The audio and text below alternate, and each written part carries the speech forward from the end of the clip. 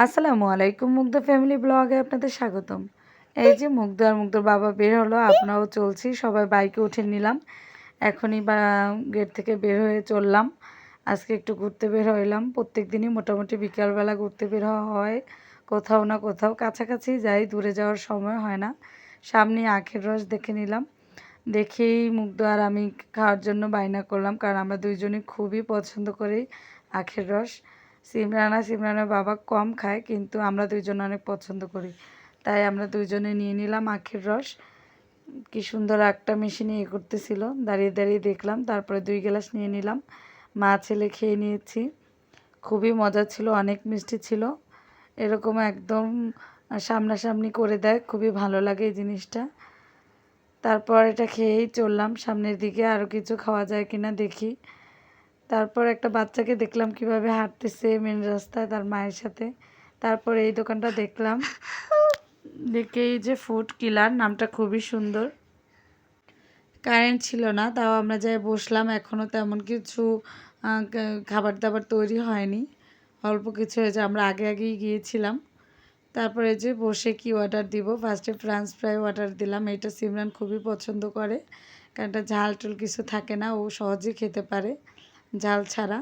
তাই আগেই French ফ্রাইটা order দিলাম। তারপরে মুগ্ধ ক্রিসপি চিকেন অর্ডার দিয়েছিল, কিন্তু এটা এখনও ভাজতেছে, অনেক সময় লাগবে।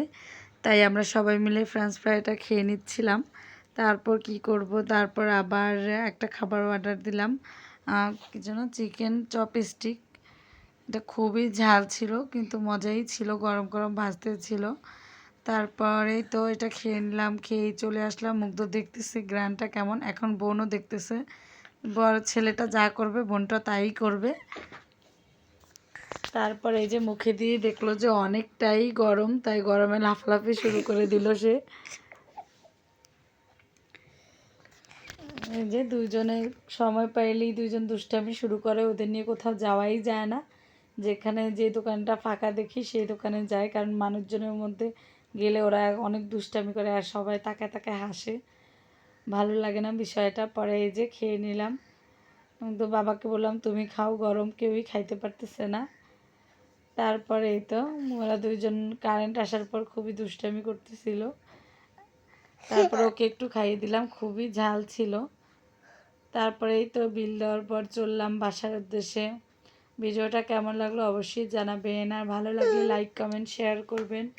যারা সাবস্ক্রাইব করেছেন তাদের অসংখ্য ধন্যবাদ, আর যারা এখনও সাবস্ক্রাইব করেননি তারা প্লিজ সাবস্ক্রাইব করে আমাদের এই ছোট্ট চ্যানেলটার পাশে থাকবেন।